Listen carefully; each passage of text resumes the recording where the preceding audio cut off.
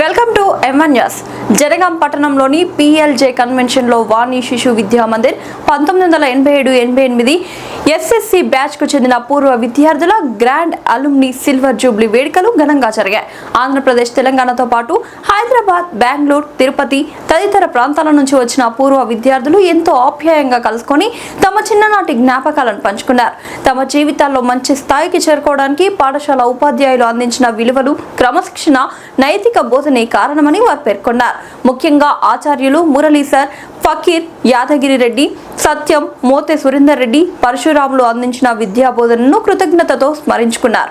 ఈ సందర్భంగా ఉపాధ్యాయులు విద్యార్థులకు భారతీయ సంస్కృతి సాంప్రదాయాలను కాపాడాలని, యోగా, ధ్యానం అలవర్చుకోవాలని, తల్లిదండ్రులను గౌరవిస్తూ రామాయణం, మహాభారతం వంటి గ్రంథాలను చదివే అలవాటు పెంపొందించుకోవాలని సూచించారు. కార్యక్రమంలో పలువురు పూర్వ విద్యార్థులు, ఉపాధ్యాయులు పాల్గొన్నారు.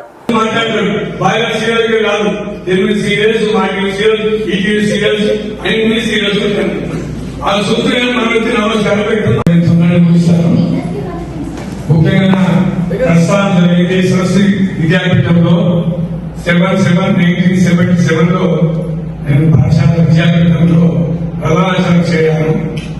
దాని తర్వాత నాకు మంచి హెడ్ మాస్టర్ కావాలని చెప్పి గన్పూర్ వాళ్ళు కోరితే నన్ను గన్పూర్ ట్రాన్స్ఫర్ చేశారు. అప్పుడు 100 రూపాయలు శాలరీ, 3 పిల్లలు. ఈ 100 రూపాయలు ఎందుకని చెప్పి అప్పుడు ఆలోచించుకొని వ్యాస గురువులను వార్షిక మంది 2 ఏర్పాటు జరిగింది.